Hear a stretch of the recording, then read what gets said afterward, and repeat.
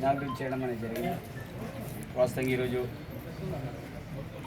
కుండ సురగయ్య గారిని కూడా నేను ఆహ్వానించడం అనేది జరిగింది. సరే వారు అనివార్య కారణాల లెక్క వాళ్ళు రాలేకపోయారు, కానీ తప్పకుండా వితిన్ 1 వీక్స్ లోపల వాళ్ళు పార్టిస్తామని ఈరోజు నిన్ననే నాతో మాట్లాడడం అనేది జరిగింది.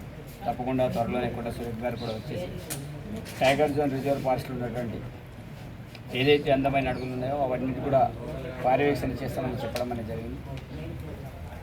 ముఖ్యంగా ఫారెస్ట్లో అనేక రకాల సమస్యలను టైగర్ జోన్ ఏర్పడిన తర్వాత అక్కడ ఉన్నటువంటి సమస్యలను ఏ రకంగా అధిగమిద్దామనే ఆలోచనతో మరి అటవీ శాఖ మంత్రి వాళ్ళు మన కొండ సురేఖ మేడం గారు, అదేవిధంగా సీతక్క గారు స్వయంగా సమావేశాన్ని ఏర్పాటు చేసుకొని సమస్యల మీద ప్రత్యేకించి మాట్లాడడం అనేది జరిగింది.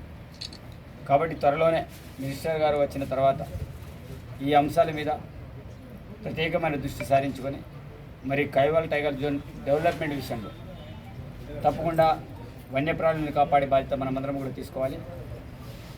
చెట్లను కూడా కాపాడే బాధ్యత మనమందరం కూడా తీసుకోవాలి.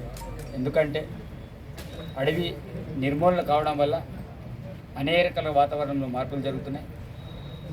కాబట్టి ప్రతి ఒక్కరు కూడా చెట్టులు నాటే కార్యక్రమం కావచ్చు, ప్రతి ఒక్కరు కూడా జంతువులు పరీక్షించే కార్యక్రమం కావచ్చు.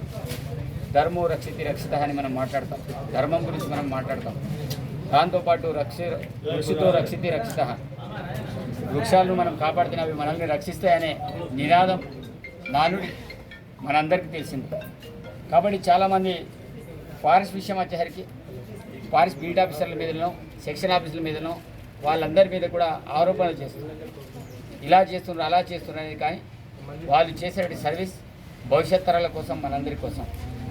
కాబట్టి ఇట్లాంటి విషయాల్లో కొంతమంది ఎన్విరాన్మెంట్లో చాలా రకాలుగా మార్పులు జరుగుతున్న కారణం ఏంటిదంటే అటువంతా కూడా నశించిపోవడం, మరి వర్షాకాలంలో సరైన వర్షాలు రాక, ఎండాకాలంలో అతిగా ఉష్ణోగ్రత ఉండడం వల్ల, చలికాలం విపరీతమైన చలి ఉండడం వల్ల, అంటే వాస్తవంగా ఏ కాలానికి ఏ సీజన్స్ రావాలి అవి రాకుండా మొత్తం వాతావరణం కూడా మార్పులు చెందడానికి కారణం ఏంటిదంటే ఇవన్నీ చెట్లను నరకడం, ఓజోన్ పొర దెబ్బతినడం, దీంతో ఉష్ణోగ్రతలు పెరగడం. ఈరోజు నిజంగా చెప్పాలంటే ఇప్పుడు చలికాలం మొదలనేది కావాలి, కానీ ఎండాకాలం లాగా మనకు అనిపిస్తుంది. దీనికి అంతటి కారణం ఏంటిది అంటే మనం అంతా కూడా విధ్వంసానికి ఏదైతే అటవీ విధ్వంసం కావచ్చు ఇదంతా జరుగుతూ పోతున్నది. ఇట్లాంటి విషయంలో స్మగ్లింగ్ చేసే వాళ్ళైనా ఎవరైనా ఇసుక మాఫియా అయినా ఇట్లాంటి విషయాల్లో మనం కాంప్రమైజ్ కావాల్సిన అవసరం లేదు. ఈ విషయంలో నేను స్ట్రిక్ట్గా నేను ఎమ్మెల్యే అయినప్పటి నుంచి ప్రత్యేక సందర్భాల్లో అనేక సందర్భాలు నేను చెప్తూ వస్తున్నాను. దీంట్లో ఎవరు బాధ్యులైనా సరే కొన్ని రోజులు మనం కూడా నేర్చుకుంటూ వస్తున్నాం, చూస్తూ వస్తున్నాం.